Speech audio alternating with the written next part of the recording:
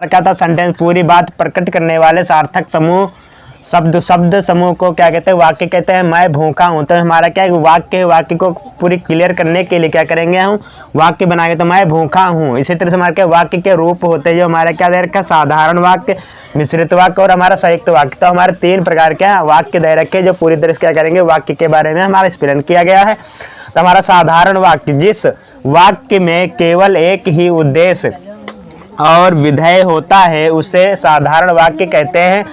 उदाहरण के तौर पे क्या करेंगे, हम जानेंगे। तो उदाहरण के तौर पे हम क्या जानेंगे, प्रत्येक पुस्तक पढ़ता है। तो हमारा एक सिंपल वाक्य हो जाएगा, प्रत्येक क्या कर रहा है, पढ़ाई कर रहा है। तो इसके बारे में क्या हम जान पाए।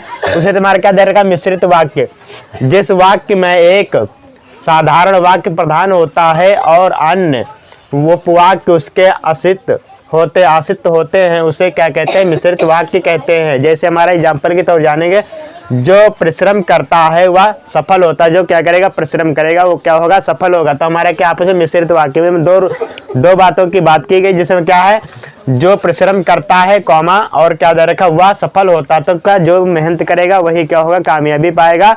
उसी तरह हमारा संयुक्त वाक्य क्या बताता है, जिस वाक्य में एक से अधिक साधारण वाक्य प्रधान होते हैं, उसे संयुक्त वाक्य कहते हैं। जो क्या बताया गया है, संयुक्त वाक्य, संयुक्त क्या होता है, आपस में सभी का कॉम्बिनेशन हो। और क्या लिखा, जिस वाक्य में एक से अधिक साधारण वाक्य प्रधान होते हैं, उसे संयुक्त वाक्य कहते हैं।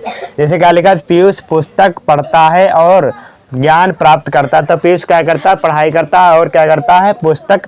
तो पीयूष पुस्तक पढ़ता और ज्ञान प्राप्त करता। तो हमारा क्या, पीयूष पढ़ाई करता और क्या ज्ञान को अर्जित करता। तो इसे